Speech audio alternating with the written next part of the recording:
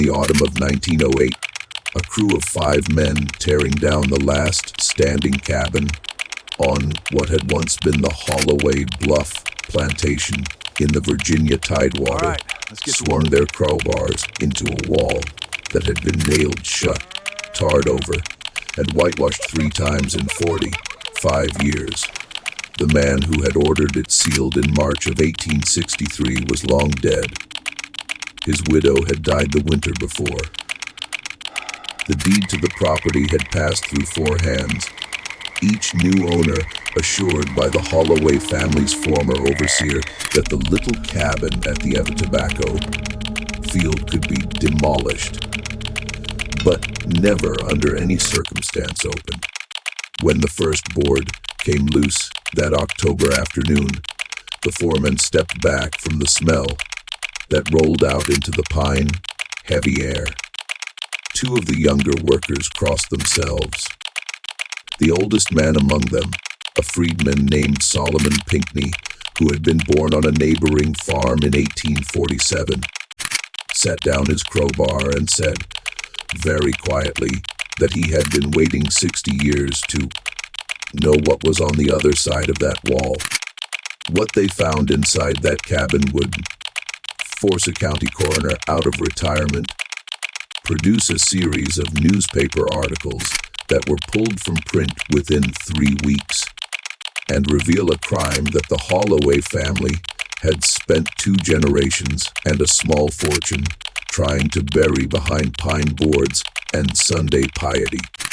To understand what lay behind that wall, we have to go back to the spring of 1849, when Holloway Bluff was still considered one of the most prosperous tobacco plantations along the tidal stretch of the Rappahannock River. The plantation sat on a high bank of sandy loam that overlooked nearly 300 acres of flooded tobacco fields, bordered to the east by a dense stand of cypress and live oak draped in Spanish moss, and to the west by a low tidal creek that filled and drained with the salt, pulled rhythm of the Chesapeake Bay. The air in the tidewater that spring was thick with the smell of mud and blooming jessamine. At night the fields filled with the croaking of bullfrogs and the slow, steady clicking of the rice birds that came down from the Piedmont to feed on the spring plantings. To the north, the Rappahannock moved between its banks of black water and tangled palmetto, its surface broken every few yards by the log, still shapes of alligators sunning themselves in the long afternoon light. It was in the geography of the antebellum South, one of the richest stretches of land in the Republic. A single acre of Rappahannock tobacco at the price it commanded in the Richmond markets of 1849 was worth more than most free white farmers in the upcountry earned in a year.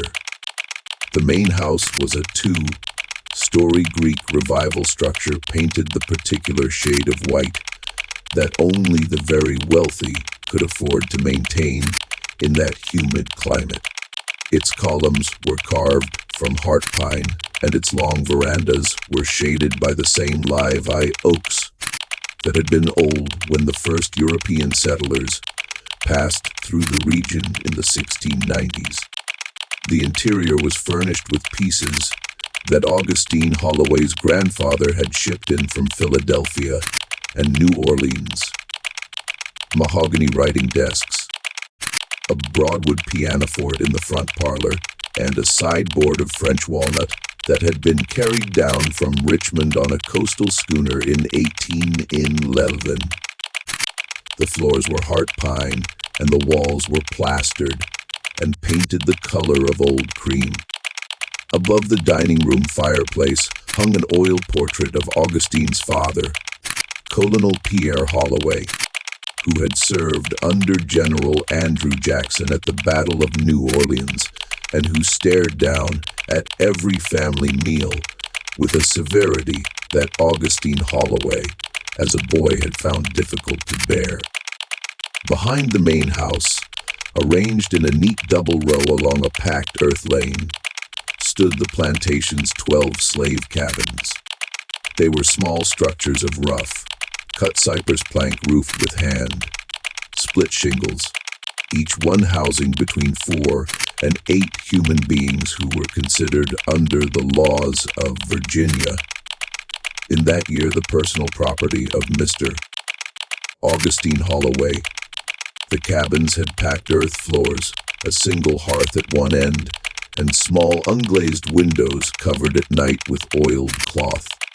In the summer they were thick with the smell of sweat and smoke and the resinous breath of the pine forest beyond the fence.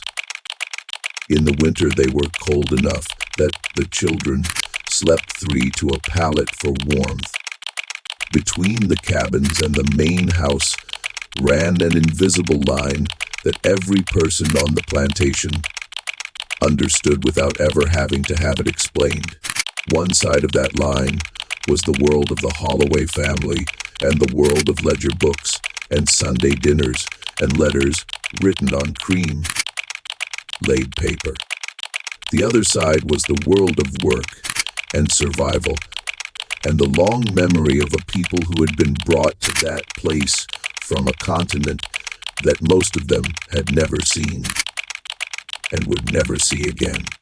Augustine Holloway was 46 years old in the spring of 1849. All right, he was the third of his family to hold the plantation, descended from a Huguenot merchant who had fled France in the 1680s and settled in Richmond before pushing inland to the tobacco country. Augustine was a tall, narrow-shouldered man with sand-colored hair going gray at the temples and a habit noted by every neighbor who ever had supper at his table of chewing the inside of his cheek when he was displeased. His wife, Henrietta Bonneau Holloway, was 7 years his junior, educated in the French manner at a finishing school in Richmond, and known among the wives of the Tidewater gentry for her fierce adherence to the proprieties of her class. They had 3 children, a daughter Clotilda, who was 12 in that spring, a son Augustine Gitar, who was 9, and a younger boy named Lawrence, who was 4. The plantation held by the census of that year 47 enslaved people. Among them were a man named Ezekiel, who was the head driver of the field hands, and who had been born on the plantation in 1809, and whose father before him had been brought in chains from the windward coast of Africa in 1787. Ezekiel knew every inch of the tobacco fields, every working of the trunk gates that controlled the tidal flow, and every name of every person who lived in the cabins. He was in the unspoken hierarchy of the enslaved community, the man to whom thither turned when a child fell ill or when a dispute needed to be settled without the involvement of the overseer. He was 40 years old in the spring of 1849, a broad-shouldered man with hands so calloused that he had lost most of the feeling in his fingertips, and he moved through the world with the careful patience of a man who had learned very young never to waste a motion or a word. There was a woman named Clarissa who ran the kitchen and was considered by Henrietta Holloway to be indispensable. Clarissa was 52 in that spring.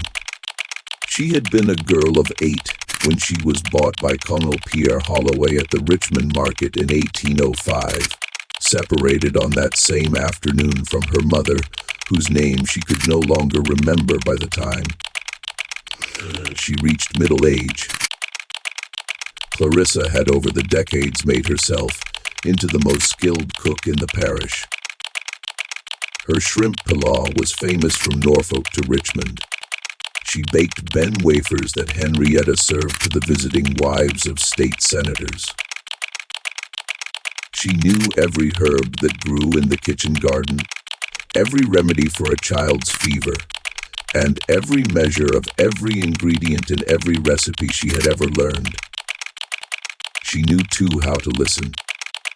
The kitchen was the place where the main house and the quarters met, and Clarissa had spent 44 years of her life standing at that intersection, hearing everything that passed between the two worlds and remembering it. There was a young woman named Delia who was 18 years old in that spring and whose mother had died of the fever the year before.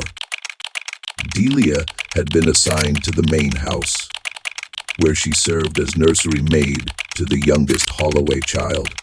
She was tall for a woman of her time with high cheekbones and dark eyes that seemed older than her years, and a careful stillness about her that her fellow servants had learned to respect.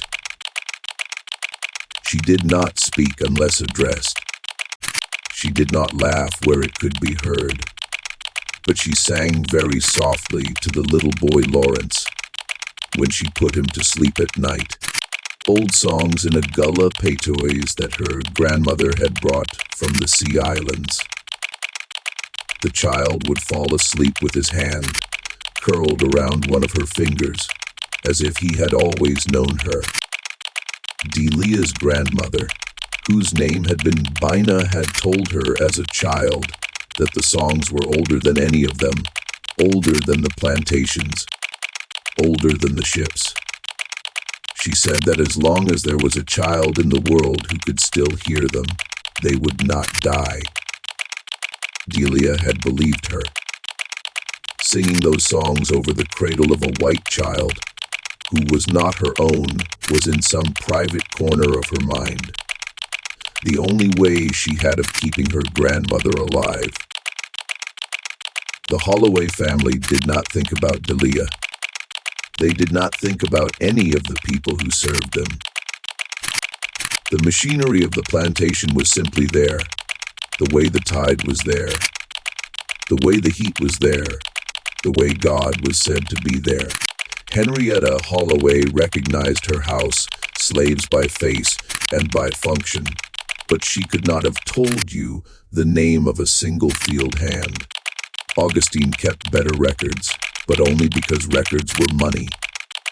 In his study, in a leather-bound ledger stamped with the family crest, he wrote down every purchase and every birth and every death among the people he owned in the same neat column as the purchases of livestock and the prices of seed. There was no difference in the architecture of his mind between the two. On a plantation of 47 souls, one young woman in a cotton head wrap who sang to the baby was less visible than the furniture she dusted every morning. The politics of the Tidewater in 1849 were already beginning to tighten around the edges of this world.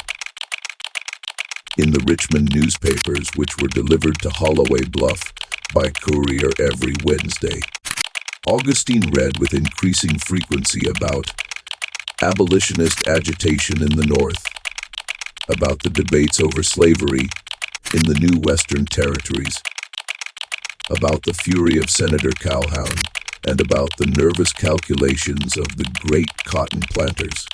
The nullification crisis of the 1830s was still a recent memory. The Mexican War had just ended. The Compromise of 1850 was a year away. Augustine Holloway, like most of his class, believed with a conviction that admitted no argument that the Southern way of life was divinely sanctioned and economically necessary. He was prepared, if necessary, to defend it. He did not yet know that within 12 years his country would split in two over the precise question of whether he should be permitted to continue to own the woman who dusted his desk. Delia, who knew nothing of the debates in Washington, continued to sing to his youngest son in the nursery, and to make the little boy laugh, and to keep him alive through the fevers of his first years, because that was what she had been assigned to do. and because the boy in his own way had become the thing that made her own life bearable. This was the ordinary world of Holloway Bluff in the spring of 1849, a world of tobacco and rhetoric, of mint juleps on the veranda and Sunday sermons at the parish church in the Rappahannock district, of neat ledger books in Augustine's study, recording every bushel and every birth and every purchase both of livestock and of people. It was a world that its inhabitants believed would last forever. It was a world that was about to crack open along a seam that no one in the main house had yet seen. The crack began in the summer of 1852 when Augustine Holloway's youngest son Lawrence died of yellow fever. He was 7 years old. The fever came that summer to the Rappahannock district in one of the worst outbreaks the region had seen since the epidemic of 1817. It moved through the low-lying plantations along the river the way fever had always moved in that country, through the mosquito, thick air of the August dusk, striking the youngest and the oldest first. At Holloway Bluff it took 3 people in the course of 2 weeks. An elderly field hand, named Old Moses, died on the 11th of August. A 4-year-old girl in the second cabin died on the 15th. On the morning of the 21st, little Lawrence Holloway woke with a flushed face and a temperature that made Delia's hand jerk back. When she touched his forehead, the boy lasted 8 days. For the first 3, he alternated between fever and shivering. He asked for his mother, who could not be reached in time, and for Delia, who did not leave his side. By the 5th day, the disease had entered its second phase, the yellowing of his eyes, the retching of black matter that gave yellow fever its old name of vomito negro. Delia, who was 21 years old, held him through each convulsion with a steadiness that the household physician, Adruder Franklin Lazeezan, later described in a letter to Henrietta Holloway as remarkable. When Lawrence could no longer speak, Delia held his hand and sang to him the same song she had sung when he was an infant. She sang about the river that ran to the sea. She sang about the woman who became a bird. She sang until her voice gave out and then she hummed. Then she simply held him. Henrietta Holloway was in Richmond when the child died, visiting her sister. Augustine was in the study. It was Delia who closed the boy's eyes, and who washed his small body with rose water, and who wrapped him in the linen that had been set aside for the purpose, and who did not cry in front of the physician, because she knew that no one in the main house would ask her to.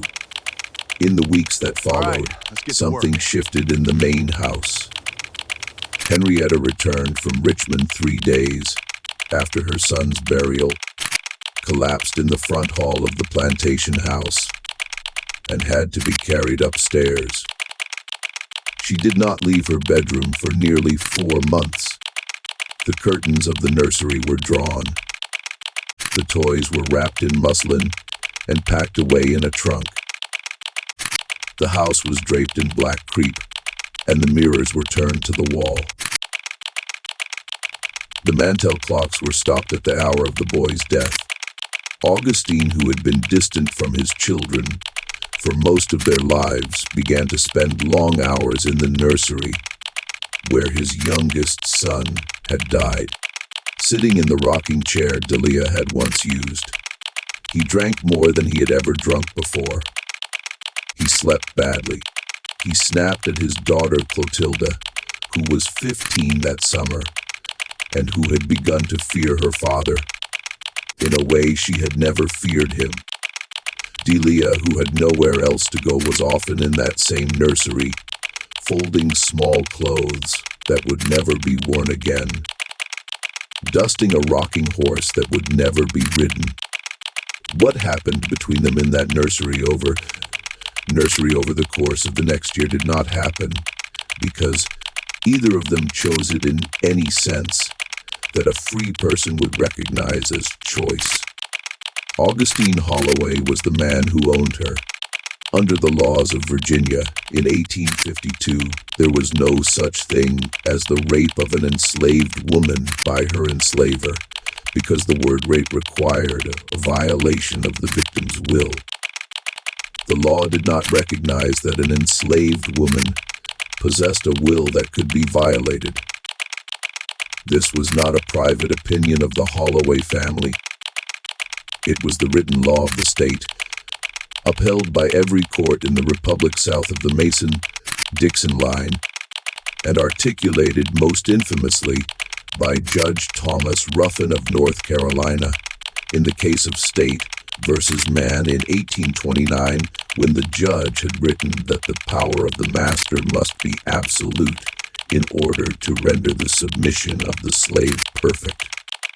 Under the cover of that law, and under the cover of his wife's grief, and under the cover of the quiet rooms of a house, draped in mourning cloth, Augustine Holloway began a relationship with the young woman who had held his dying son. Delia did not fight him. A woman in her position did not fight because a woman in her position who fought would be whipped or sold or worse. She did what she had always done. She went still. She went silent. She sang in her own mind one of her grandmother's old songs, and she waited for it to be over. When she walked back to her cabin, afterward in the darkness of the lane between the quarters, she walked without making any sound at all.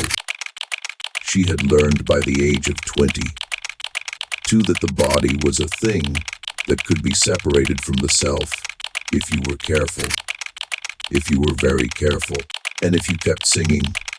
In the autumn of 1853, Delia was pregnant. She was 22 years old. She told no one. The other women in the cabins saw the shape of her body changing under her apron and knew the way women have always known. Clarissa, who ran the kitchen, took her aside one evening behind the smokehouse and asked her whose it was. Delia did not answer. She did not have to. Clarissa had lived on Holloway Bluff for 31 years. She had seen this before. She had seen what happened to the women it happened to, and she had seen what happened to the children. Clarissa, who had buried 3 of her own children and had watched a 4th sold away to a plantation in Alabama when the girl was 12 years old, looked at Delia for a long time in the red light of the setting sun. Then she took the younger woman's hand in her own and said that whatever happened, she would help her. She said it quietly. She said it once. Then she went back to the kitchen and did not speak of it again. The child was born in the spring of 1854 in the slave quarters, in the smallest cabin at the end of the row, which had been given to Delia after her mother's death.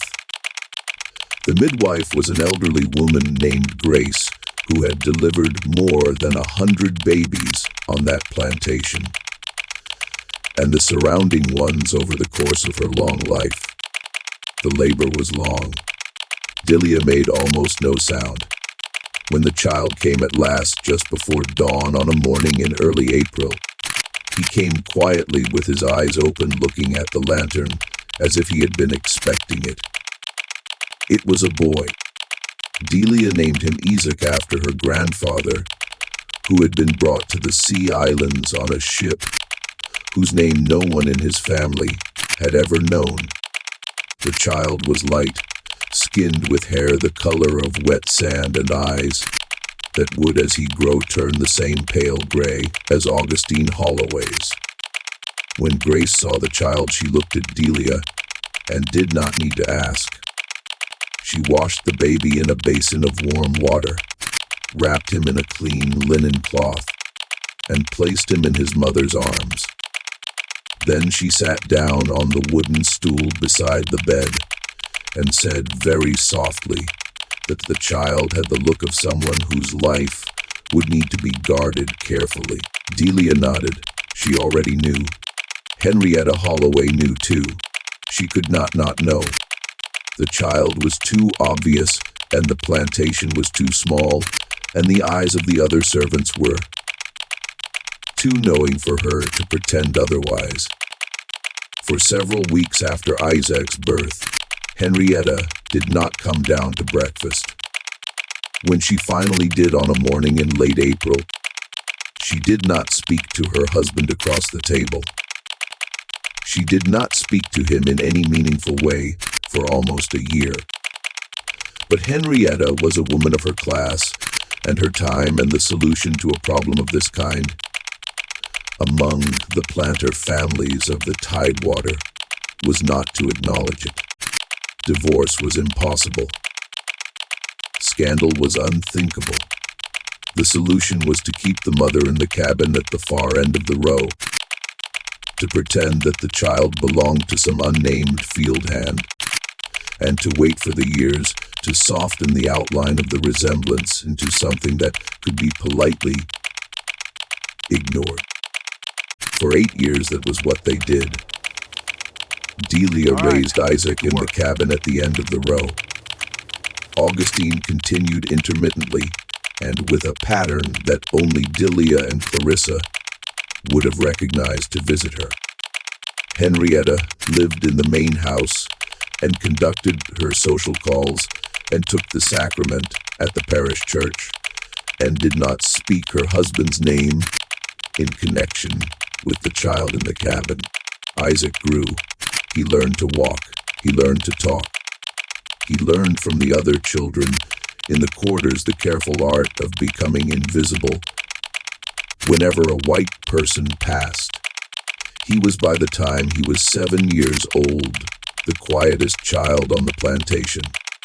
But he was also, in the private geography of his mother's cabin, a child who laughed.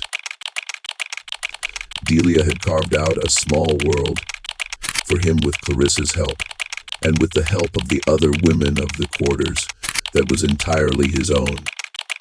She had taught him to read in secret from a torn Bible that Clarissa had smuggled out of the main house and sewn into the lining of Delia's mattress. She had taught him to count using the dried beans in a kitchen jar. She had taught him the old songs. She had taught him in the careful language that an enslaved mother used to teach her son to survive, when to speak and when to be silent, when to bow his head and when to meet a white man's eyes, when to laugh and when to hold his face as still as a pond at dawn. He had by his 8th year learned all of these lessons. He was a quick child and a watchful one. Delia sometimes watched him sleeping at night in the yellow light of a single tallow candle, and thought, with a kind of grief, that she did not have a word for that. He was the most beautiful thing she had ever seen, and that the world into which he had been born was going to destroy him, and that she could not imagine a future in which this would not be true. Ezekiel, the head driver, was one of the few people on the plantation who spoke to the boy directly. In the long evenings of the spring and summer, when the work of the day was done, Ezekiel would sometimes come to the end of the lane where Delia's cabin stood. He would sit on the wooden step outside the door and tell Isaac stories. He told him about the river and the birds and the way the tide worked. He told him in a careful and coded way about the places up north where a man could be free. He did not say the word freedom. He did not have to. Isaac, who was small and thin and who watched the older man with gray eyes that were already old for his age, understood what was being described. Delia, listening from inside the cabin, said nothing.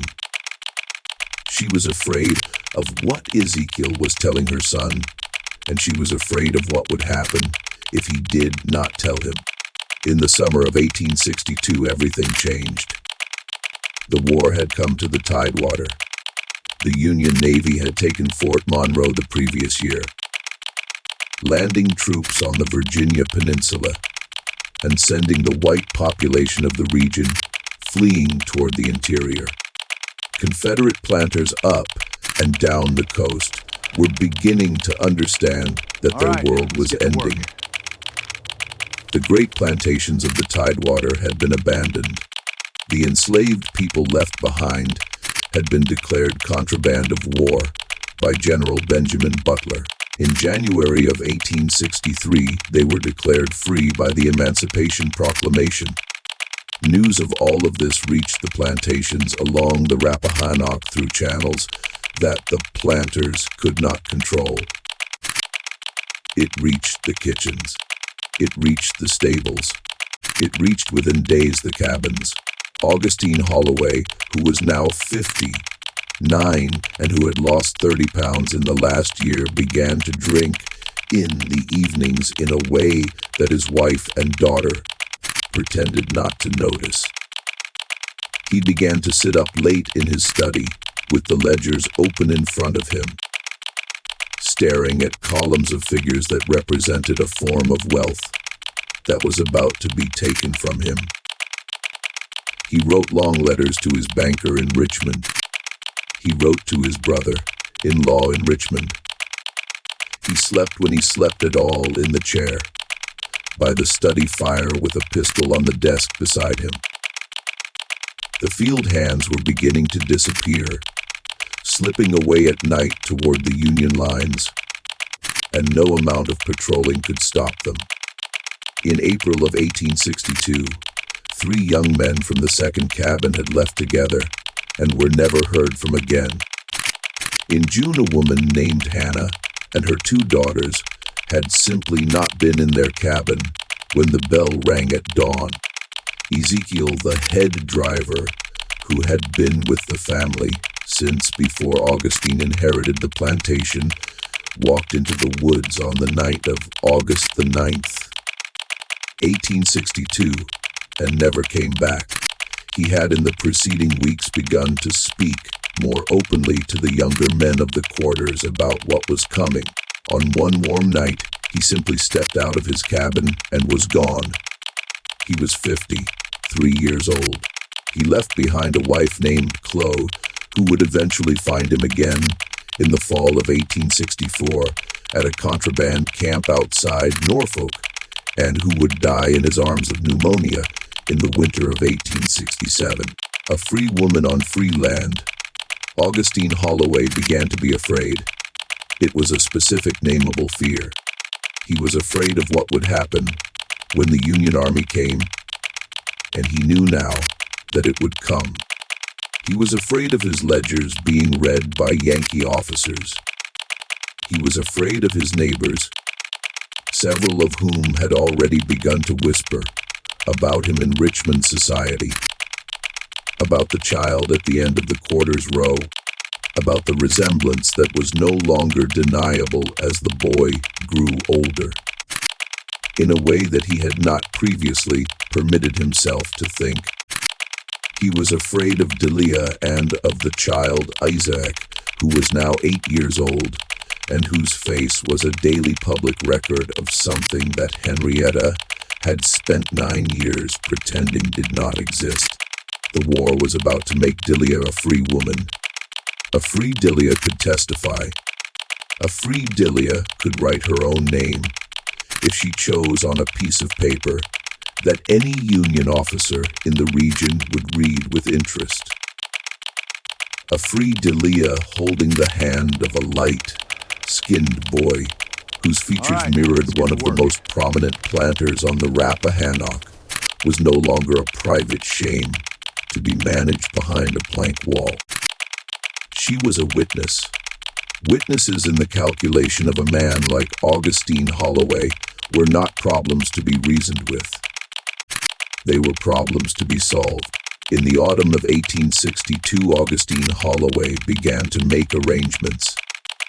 He told his wife one evening in October that Delia had grown insolent and that it was time to sell her away. Henrietta, who had been waiting for this conversation for 9 years, did not argue. She asked only that it be done quickly and that the child go with her. Augustine agreed. He did not, however, make contact with any slave trader. The ports were blockaded. The auction houses in Richmond were empty. Augustine had begun in the long evenings of that autumn to calculate a different sort of arithmetic. What happened next is the heart of what the men found behind the wall in 1908. It is the part of this story that the Holloway family spent 45 years and 2 generations trying to hide. On the night of January the 17th, 1863, according to the testimony that Solomon Pinckney would give to the Rappahannock County coroner on October the 29th, 1908, Augustine Holloway came to the cabin at the end of the row with a bottle of imported French brandy, a folded document bearing the seal of a Richmond notary, and 2 men from a neighboring plantation, whom Solomon did not recognize. Solomon was 15 years old at the time. He was in the neighboring cabin, separated from Delia's by a single plank wall, and he heard everything.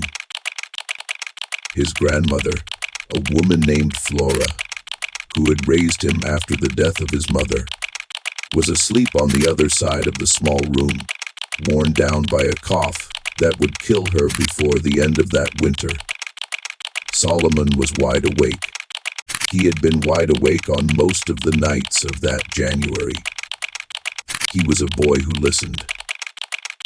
Augustine told Delia that he had purchased her freedom.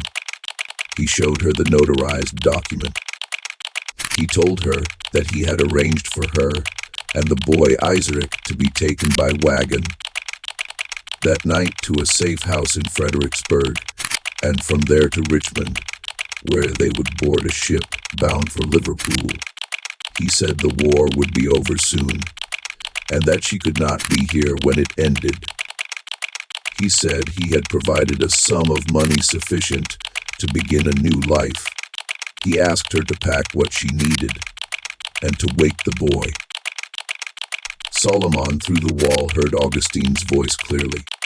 It was the voice of a man who was trying to sound generous and who was at the same time trying to sound like a man who had made a decision he did not intend to unmake.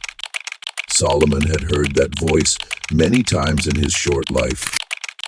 It was the voice that white men used when they had already decided the outcome of a conversation, and it did not matter what the other person said. Delia did as she was told.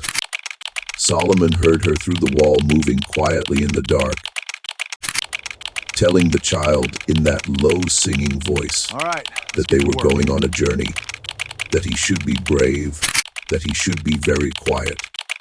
He heard her wrap a small bundle of clothes. He heard her strike a match to light the stub of a candle so that she could find the child's shoes.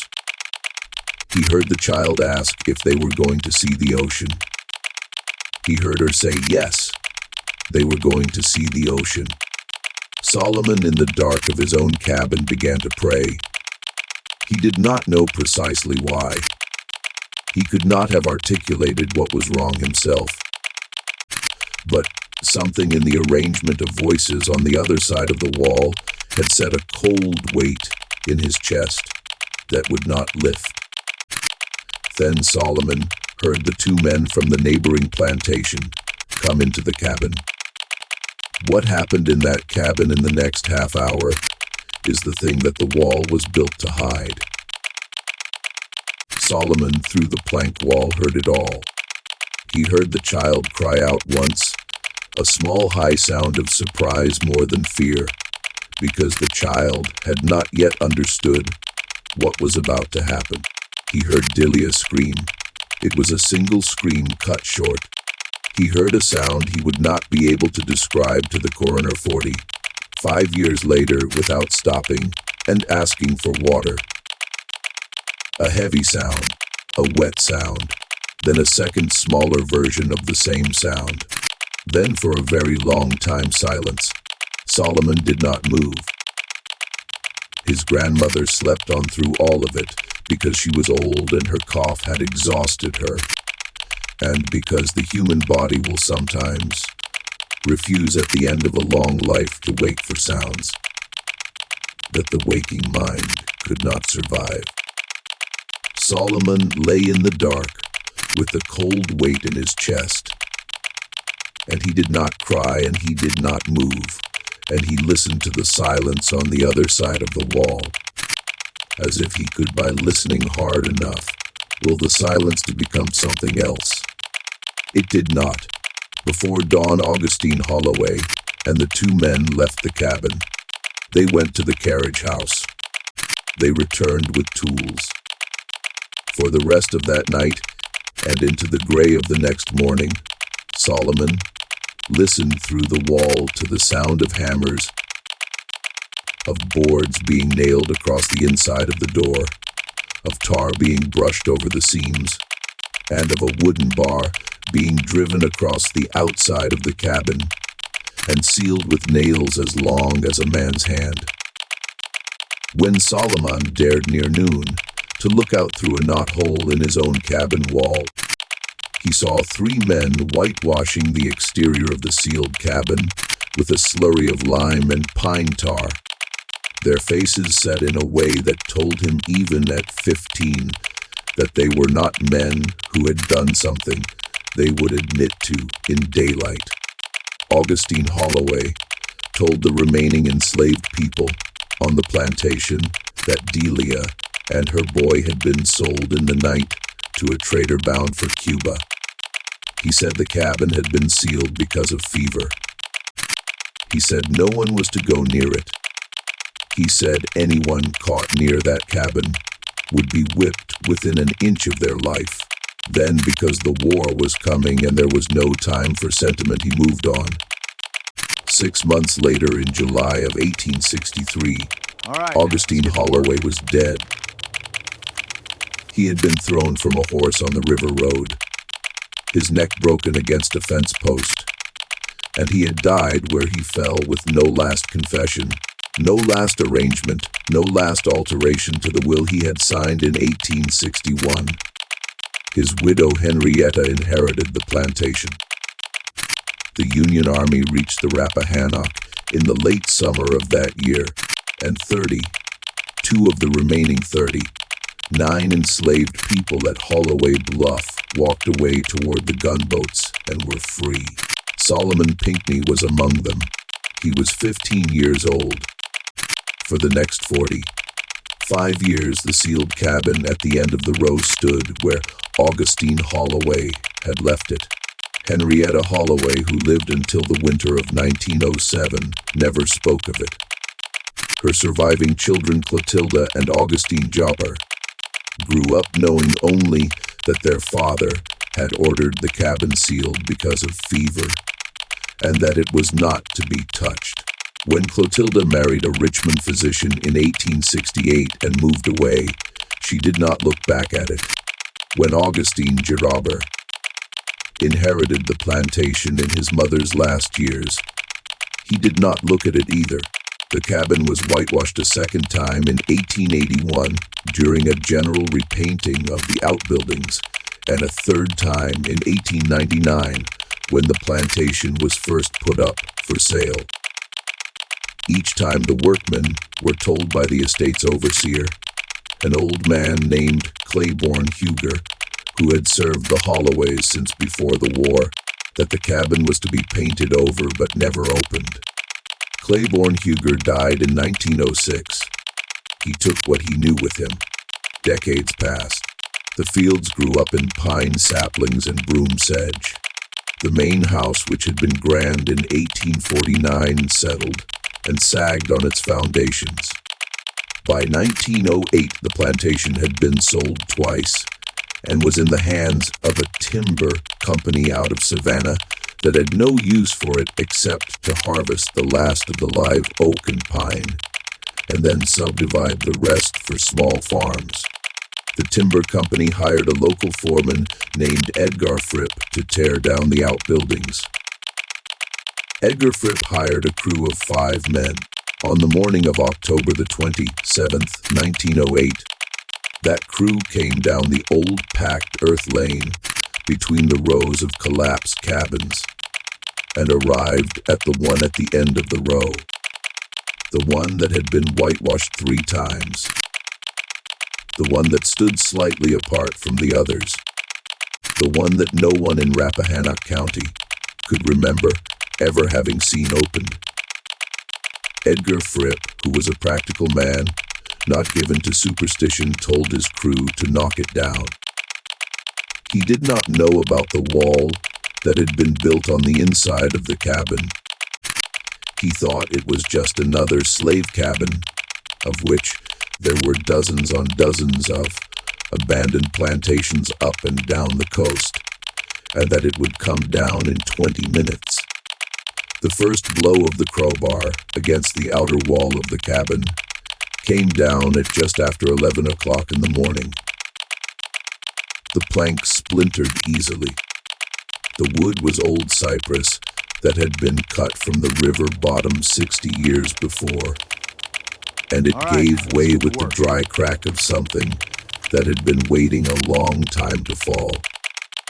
The second blow took down a second board. The third exposed what at first seemed to be a second wall, perhaps 18 inches behind the first. Nailed up from the inside with boards of the same cypress plank, the seams sealed with black tar that had hardened to the consistency of stone. The men paused. They had all seen the outside of the cabin, whitewashed 3 times over, but none of them had expected a second wall.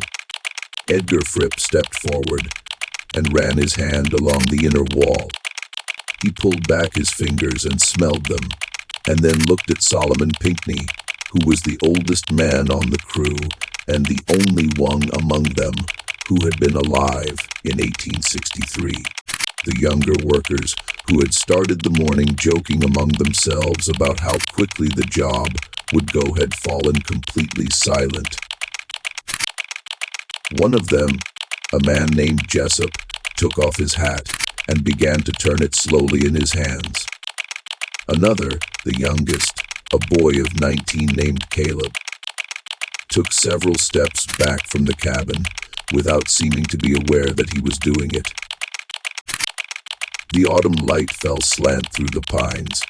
Somewhere in the distance a mourning dove called 3 times and stopped. Solomon, who had been waiting for this moment for 45 years, said nothing. He took the crowbar from the younger man nearest him and walked up to the inner wall and set the bar against the seam between 2 boards and pulled. His hands, which had grown old on their own schedule, were shaking.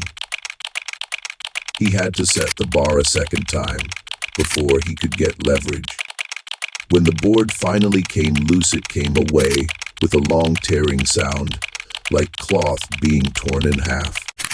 The smell that came out was not the smell of fever. It was not the smell of any illness that Edgar Fripp had encountered in his 41 years. It was the dry, dusty, faintly sweet smell of something that had been sealed in darkness for nearly half a century. It carried in it the particular and unmistakable weight of the human dead. It was Edgar Fripp would later say in an interview that was never published, a smell that a man could recognize even if he had never smelled it before, because some part of the human mind knew it the way the body knew hunger or thirst. Solomon Pinckney, who had smelled it before in the hospitals of the war years, took 2 steps back from the opening and sat down on a fallen log. His face had gone gray. Edgar Fripp ordered the crew to stop. He sent the youngest worker, Caleb, running on foot 2 miles through the pine woods to the nearest telephone at the general store at Green Pond with instructions to call the Rappahannock County Sheriff and the county coroner. Edgar Fripp and Solomon Pinckney and the 3 remaining men sat down on the ground 20 feet from the cabin and waited. No one spoke. Solomon Pinckney, according to an account given later to a reporter from the Richmond News and Courier, took off his hat and held it in both hands and did not put it back on for the rest of the afternoon. Jessup, who was a Methodist, prayed quietly under his breath. Edgar Fripp, who was not a religious man, smoked 3 cigarettes in succession and stared at the broken wall of the cabin, as if he were trying to memorize it. A squirrel ran down the trunk of the nearest pine, saw the men, and scrambled back up without making a sound. The sheriff, whose name was Osgood Hayward, arrived at Holloway Bluff at just after 2 o'clock in the afternoon, accompanied by the county coroner, a physician named Rutherford Stewart, who had officially retired from the coroner's office 2 years before, but who still served on the most serious cases because there was no one else in the county with his experience. Dr. Stewart was 68 years old. He was a thin, white-haired man with a clipped manner of speaking and pale eyes that did not miss much. He had been a surgeon in the Confederate Army at Fredericksburg and at Chickamauga and at the long, terrible winter of the siege of Petersburg. He had seen more death than most men could imagine. He approached the broken wall of the cabin with a handkerchief pressed to his nose and mouth, and went inside with a kerosene lantern and came out 11 minutes later with an expression on his face that the sheriff would describe in his written report as the look of a man who had just been shown something he hoped never to see. He walked a short distance from the cabin, leaned against the trunk of a live oak, and stood there for a full 2 minutes without speaking. When he turned back, his voice was steady, but his hands were not. What Judar Stewart had found inside that cabin, and what he would document in the county coroner's report of October the 30th, 1908, was this. The cabin was a single room approximately 12 feet by 14 feet with a packed earth floor, a small hearth at one end, and a narrow loft accessed by wooden ladder. The interior had been stripped of all furniture, except for a single iron bed frame, which stood against the far wall. On the bed frame, arranged with a care that struck Dr. Stewart as the most disturbing element of the entire scene, were the remains of 2 human beings.